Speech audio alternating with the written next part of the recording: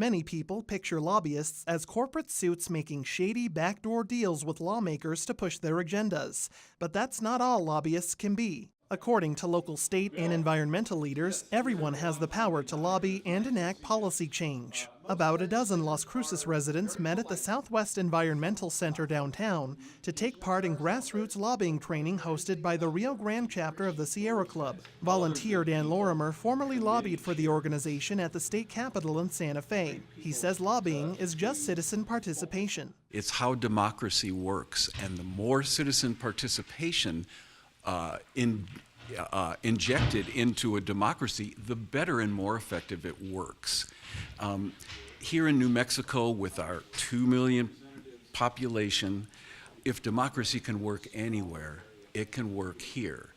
And the citizens, as they go to the roundhouse and interact with their legislators, can make a huge difference in a state this size. Lorimer says there are two types of lobbyists: special interest lobbyists who represent an industry or specific business. He says the other kind lubricates the legislative process in a way special interest groups can't. The other type of lobbyists use people power, and they are public advocacy lobbyists. And so they're the ones with the white hats. They don't use money to move their ideas. They move their ideas through relationships. Lorimer says lobbyists representing an organization must register with the Secretary of State's office, but any resident can lobby a legislator about an issue. That's where the emphasis on grassroots comes into play. Lorimer says the aim of the statewide trainings is to help everyday people become more comfortable interacting with their representatives.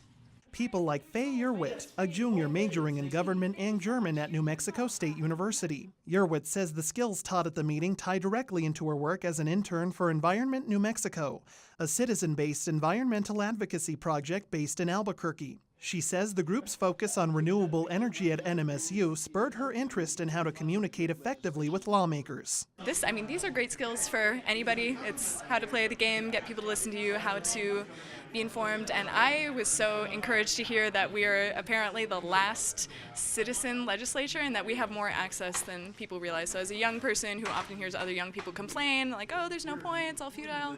Yeah, I'm happy to use these tools, and yeah, no matter if I become a lobbyist or a translator or whatever, this is good stuff. Dress professionally.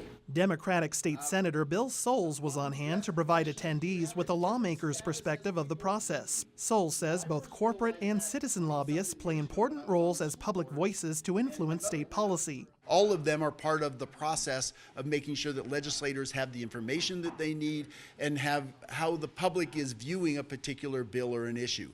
There's a wide range of lobbyists, from ones that may be very in support of the issues that I care about and ones that are very much on the opposite side, but I still listen to what they have to say. It's part of the process, and it's important for making good choices and decisions.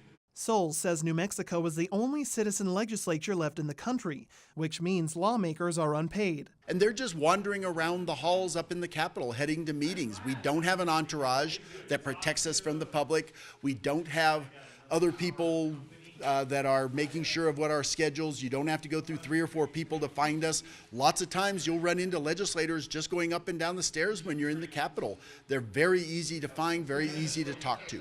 Participants took turns simulating the do's and don'ts of speaking with lawmakers during a legislative visit. Soules says some key points to keep in mind are to come prepared for what you want to present, be polite, and respect the legislator's time. You may never know when you're going to need them for some other issue, and so make sure that you don't burn bridges behind it.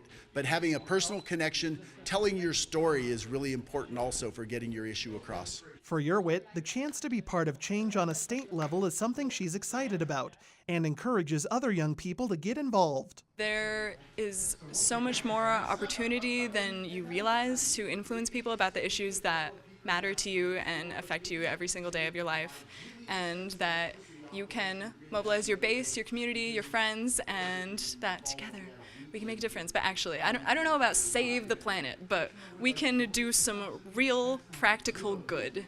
And this is all very attainable, it's all very real, and if this is something you care about, you are not justified in simply complaining. It's not accomplishing anything. If you, as most young people do, feel very strongly about our government and our president, there are lots of people in Santa Fe that have your ear if you just speak to them.